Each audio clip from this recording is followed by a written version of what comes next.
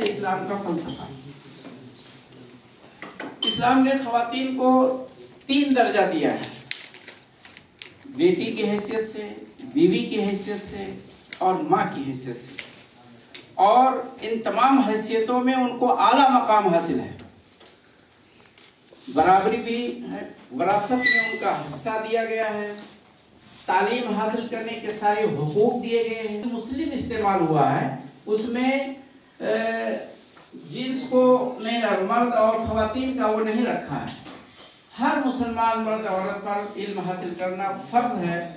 और भाई साजिद साहब ने बड़ी तफसील से इस पर बात रखी है, वो आपके जहन में होगी। इसी तरह से अगर आप देखें तो इस्लाम ने औरतों को माशी हक दिया है। औरत अपना प्रॉपर्टी रख सकती है, और आप जानते हैं कि इस्लाम में एक कानून है विरासत का। हमारे उलमाए कराम अच्छी तरह से जानते हैं, एक बहुत बड़ा फलसफा है, उसको हर आलिम नहीं पढ़ा पाता है। विरासत फरूज को पढ़ाने के लिए एक्सपर्ट लोग होते हैं मदरसों में, कि आदमी की जब वफात हो जाए तो उसकी छोड़ी हुई प्रॉपर्टी को में किसको कितना मिलेगा, ये सारा मुतय्यन कर दिया गया है। और जानते हैं कि अगर बेटी की हैसियत से वो है, बाप का इंतकाल हो गया तो बेटी की हैसियत से बाप की प्रॉपर्टी में हिस्सा पाएगी। फिर अगर वो शादी ब्याह करके शौहर के पास चली गई तो शौहर की प्रॉपर्टी में वहां हक मुतय्यन किया गया। फिर अगर वो माँ बन जाती है तो अपने बच्चों की प्रॉपर्टी में वो हिस्सा पाएगी। तो इस तरह से अगर देखा जाए तो इस्लाम ने औरतों को बहुत ही मालदार किया है। और सबसे अहम चीज ये कि शादी के वक्त महर जो दिया जाता है उसका निजी प्रॉपर्टी है। महर उसका निजी प्रॉपर्टी है, वो चाहे रखे, चाहे किसी को दे दे, चाहे उससे कुछ खरीदे, उसमें शौहर का कोई अख्तियार नहीं होता है। और जब तक महर की अदायगी नहीं होगी शादी वैलिड नहीं होगी। और उससे पहले आप ये देख ले कि शादी के वक्त हमारे निकाह करने वाले उलमा हजरात सबसे पहले बेटी से जाके पूछते हैं, वहां इजाजत लेते हैं। अगर वो उस वक्त इनकार कर जाए, मैं ये शादी नहीं मुझे पसंद है, तो आई हुई बारात द्वार से वापस हो जाती है। ये इतना महत्व है। पहले उसको इजाजत ली जाती है, फिर वो निकाह पढ़ते हैं। तो इस तरह से अगर देखा जाए तो इस्लाम ने औरतों को बहुत सारे हुकूक दिए हैं। बराबरी का हक है, विरासत का हक है, तालीम का हक है, माशी हक है और सामाजिक हक है। हत्ता कि इस्लाम ने बलूगत के बाद लड़की को ये अख्तियार दिया है अपना हम सफर चुनने का।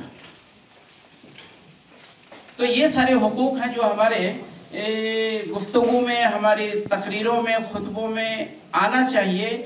इसमें थोड़ी सी कमी है। आज इंशाअल्लाह हम इन उलमा के बीच में जो बैठे हुए हैं, इस चीज का जो है इरादा करेंगे कि समाज के सुधार में, कम्युनिटी के उत्थान में हम उलमा का क्या किरदार बनता है, हम उसको कैसे निभाएं, इस पर हमें तवज्जो देने की जरूरत है। कि यहाँ आइमा कराम, मसाजिद के आइमा मौजूद हैं। मसाजिद की अहमियत और अफादियत किसी के नज़रों से छुपी हुई नहीं है। मस्जिद जो है वो अल्लाह की ज़मीन पर एक मुक़द्दस और बाबरकत जगह है, और दीन इस्लाम का ये मजबूत किला है, और इसकी तारीख़ इस्लाम की इब्तदाई दौर से जुड़ी हुई है। अल्लाह के रसूल सल्लल्लाहु अलैहि वसल्लम जब मक्का से में रहना उनका दुश्वार हो गया और उन्होंने मदीना का हिजरत किया, मदीना में लोग उनके इस्तकबाल के लिए डेली शहर से बाहर आके उनके इस्तकबाल के लिए खड़े रहते थे। अल्लाह के रसूल सल्लल्लाहु अलैहि वसल्लम जब मदीना पहुंचे हैं तो हर कोई ये चाहता था कि हम आपकी ज़ियाफत करें, हम आपकी खिदमत में लगे। लेकिन अल्लाह के रसूल सल्लल्लाहु अलैहि वसल्लम ने कहा कि ये मेरी ऊँटनी जहाँ जिस जगह बैठ जाएगी वहीं मेरा क़याम होगा। चुनांचे आपकी ऊँटनी मदीना की गलियों से गुजरती हुई एक मैदान में जाके बैठी। बाद में पता चला कि ये मैदान तो 2 यतीम बच्चों का है। चुनांचे उन यतीम बच्चों को उस मैदान का मुआवजा दिया और आपने हजरत अय्यूब अंसारी रज़ियल्लाहु ताला अन्हु के घर में क़याम फरमाया और उस जगह को मस्जिद नबवी के लिए मुख्तसर किया, वहाँ मुख्तस किया और वहाँ मस्जिद की तामीर शुरू हुई। चुनांचे आपका कमरा और मस्जिद नबवी में इतना फासला था कि आप पर्दा उठा के देखते तो मालूम हो जाता कि मस्जिद में कौन बैठे हैं और क्या हो रहा है, इतनी कुर्बत थी। चुनांचे वो मस्जिद सिर्फ 5 वक्ता नमाज के लिए नहीं थी, हमारे उलमा कराम अच्छी तरह से जानते हैं।